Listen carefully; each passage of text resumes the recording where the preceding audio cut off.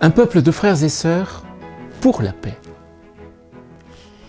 Est-ce toi qui me construiras une maison pour que j'y habite ?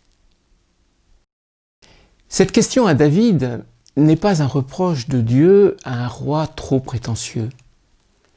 Elle est plutôt, une fois encore, la promesse que Dieu veut établir dans le cœur de David, une paix que nul ne pourra lui enlever. Mais quelle est donc cette paix ? C'est la paix de celui qui, humblement, écoute Dieu lui dire qu'il le connaît très bien. Dieu sait qui est David. Il était avec lui lorsqu'il était un jeune berger. Il connaît ses victoires, puisqu'il y a contribué.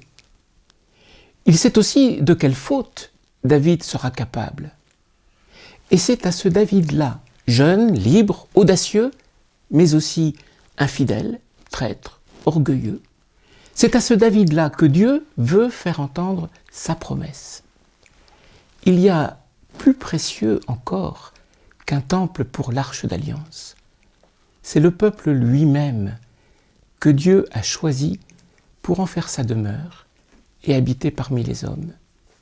Et de ce peuple, Dieu veut faire le signe de sa promesse de vie aux hommes.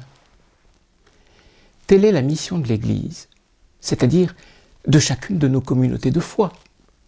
Être signe que jamais Dieu ne réduit quiconque à ses fautes, qu'il pardonne, qu'il ne cesse de donner ainsi à nouveau la force de vivre avec lui, qu'ainsi il édifie un peuple de frères, corps vivant du Christ.